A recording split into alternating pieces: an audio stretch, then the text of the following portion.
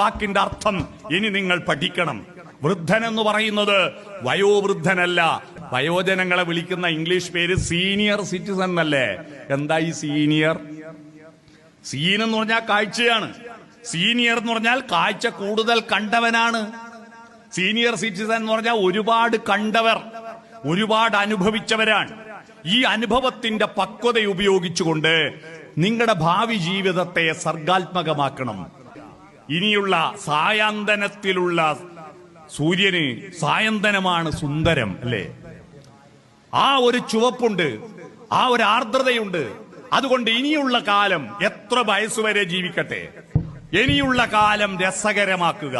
അല്ലാതെ ഇനി എന്തെല്ലാം പോക്കാപ്പാ, എന്ത് സുഖം, എന്താ എങ്ങനെയുണ്ട് ആരോഗ്യം, എന്ത് സൂക്കേട്, എന്ത് ആരോഗ്യം, എപ്പം നോക്കിയാലും പനി ചീനി, ഇങ്ങനെ സ്ഥിരം സൂക്കേട് പറയുന്നവരെ ഒരിക്കലും സൂക്കേട് വിട്ടുപോവില്ല.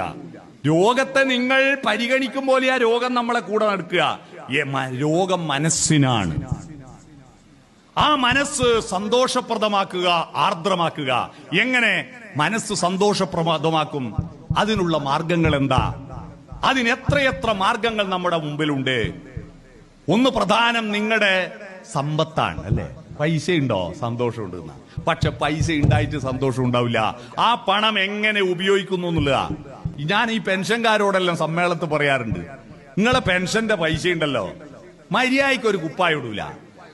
ഇപ്പൊ പൊന്നാടി അണിയിച്ചതും അറ്റിയിട്ട് ആടെ വെക്കൂ. ചില വീട്ടിലില്ലേ ഈ പ്രൈസ് കിട്ടിയ പ്ലേറ്റും ഗ്ലാസും മറ്റേ കപ്പെല്ലാം ഉണ്ടാവും അലമാരയിൽ അട്ടി വെച്ചിട്ട്, ആരെങ്കിലും പുറത്തുനിന്ന് വന്നാൽ കൊടുക്കാൻ വേണ്ടിയിട്ട്, ചായ കൊടുക്കാൻ വേണ്ടിയിട്ട്. എന്നിട്ട് നമ്മൾ വീട്ടിൽ ആരാന്റെ വൃത്തികെട്ട പഴയ കുപ്പി പിന്നെ സ്റ്റീലിന്റെ ഗ്ലാസ് ചായ കുടിക്കും. ആടെ ആരും വരാനില്ല.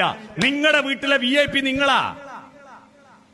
അവിടത്തെ ഏറ്റവും നല്ല പാത്രങ്ങളിൽ ഭക്ഷണം കഴിക്കുക, ഏറ്റവും നല്ല വസ്ത്രങ്ങൾ. വീട്ടിലിരുന്നാലും വേടിയും പോകുന്നുണ്ടെങ്കിൽ മാത്രം ഇടേണ്ടതാണോ നല്ല ഡ്രസ്സ്?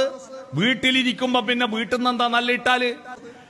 ഇങ്ങനെ നമ്മളെ വീട്ടിൽ നിന്ന് വസ്ത്രം ധരിക്കുന്നത് മറ്റുള്ളവരെ കാട്ടാനല്ല, നിങ്ങളുടെ വീട് വൃത്തിയാക്കുന്നത് നാട്ടുകാരെ കാണിക്കാനല്ല, എന്റെ സംതൃപ്തിക്കാൻ. നമ്മൾ കുളിച്ചു കഴിഞ്ഞാൽ നമുക്കൊരു സംതൃപ്തിയില്ലേ? നമ്മൾ നല്ല വസ്ത്രം ധരിച്ചാൽ നമുക്കൊരു സംതൃപ്തിയില്ലേ? അതുകൊണ്ട് നല്ലതെല്ലാം എടുത്തണിയുക. പണം ഉപയോഗിച്ചിട്ട് ഫലപ്രദമായി നിങ്ങൾ എന്റെ അടുത്ത തലമുറക്ക് കൊടുക്കാൻ വേണ്ടി സൂക്ഷിച്ച് വെക്കും. മര്യാദക്കൊന്നും തിന്നാണ്ട്, മര്യാദക്കൊന്നും ചെലവാക്കാണ്ട് സൂക്ഷിച്ച് വെക്കും. എന്നിട്ടോ നിങ്ങൾ 5 ലക്ഷം ഉറുപ്പിയുണ്ട് എന്റെ അക്കൗണ്ടിൽ എന്നെല്ലാം പറഞ്ഞാൽ പിള്ളേർക്ക് മൂക്കിൽ വലിക്കാനില്ല. അത് നാട്ടിലൊരു ചൊല്ലില്ലേ, ഉറുമ്പ് അരിച്ചു കൊണ്ടുവച്ചത് കാക്കൊരു കോരലിനെ ഉള്ളൂന്ന്. പിള്ളേർക്ക് ഇതൊന്നും വലിയ പൈസയല്ല. അതുകൊണ്ട് അവർക്ക് വേണ്ടിയിട്ട് നിങ്ങൾ നശിപ്പിക്കണമെന്ന് ഞാൻ പറയുന്നില്ല. ചെലവാക്കാതെ വെച്ചിട്ട് വെറുതെ ജന്മം നശിപ്പിക്കല്ല പറഞ്ഞിട്ടില്ല, ഇവിടുന്ന് പറഞ്ഞ.